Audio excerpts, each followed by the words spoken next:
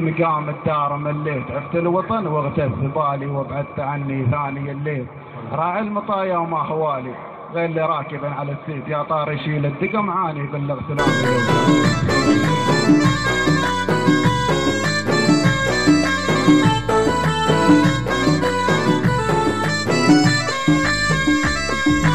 اكتب قوافي فيك وابوح وامزجها مع انغام والحان، يلي املنا فيك مسموح يا الغالي يا بلادي يا عمان. اكتب قوافي فيك وابوح وامزجها مع انغام والحان، يلي عندك تراعي شلات وما شاء الله تعزف عود وعندك قصيد. والله عندنا الحاضر بس، والقصيد ما اقول لك انك قصيد اكتب شد قصيد. لا ما على الانسان يتعلم، يعني تبدا بشوي الانسان يتطور، يعني الممارسه هي اللي تخلي الانسان اللي يصير مبدع. تعزف عود اخوي المربوط صح؟ والله حاضر في كل مكان تحصل. ان شاء الله ان شاء الله نتمنى حضورك وحضور العود، عشان الجمهور اكيد تحيد كم جلسة تراثية لازم في اغاني 100 حد على بن روضة لازم، ولا كيف شو تقولوا؟ يعطيكم العافية يا اخوي المربوط. شو بتسمعنا؟ والله عندي قصيدة بس كاتبنا يعني شاكر. شو مناسبة القصيدة؟ والله مشاكر. تفضل. وكسرام الله بكتب بشعري ثم بتبعه بريحة المحبوب، ريحة الغالي اللامر الناهي اللي بوصفه مثل الحبوب. كانك عويق قم وسير صوب خوي محبوب، بتشوف الغلا وبتشوف العيون والخنصر يكتب مكتوب، بتنسى المرض وبتكتب الشعر وبتصيح بعالي الصوت انا مطلوب طبهن دواء ورمستهن عسل، ولا تواخذ افعال خلهن دوم في ماعون مكبوب. الغالي غالي والرخيص رخيص ومحبوب حبوب، انا اخلي هويته من الخاطر وقطعوا علي كل الدروب.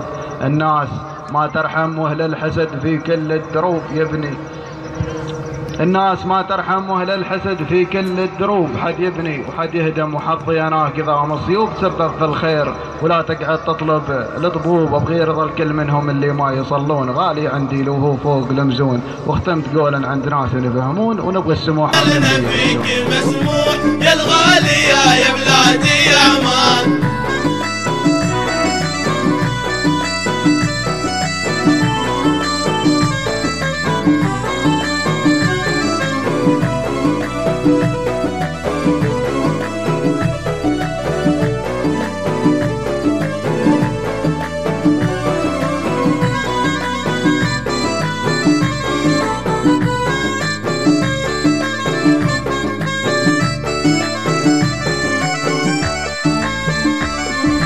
نقدم الاحساس والروح اغلى هديه لاغلى انسان، يلي بناها اعمار وصروح قابوسنا يا اغلى سلطان. نقدم الاحساس والروح اغلى هديه لاغلى انسان، يلي بناها اعمار وصروح قابوسنا يا اغلى سلطان.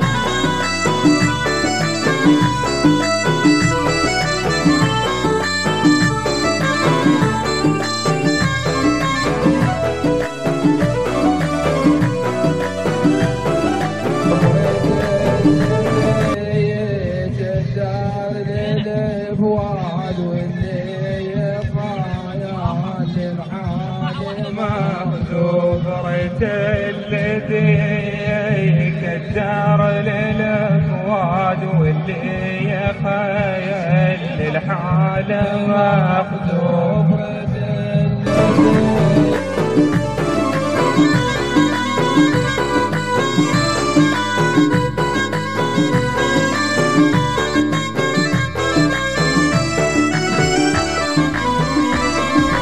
يا عماني يا بلاد المعاني، فيها الأصالة بنور الإيمان، واللي لفاح العاني نال الكرامة وطيب وإحسان. يا عماني يا بلاد المعاني، فيها الأصالة بنور الإيمان، واللي لفاح العاني نال الكرامة وطيب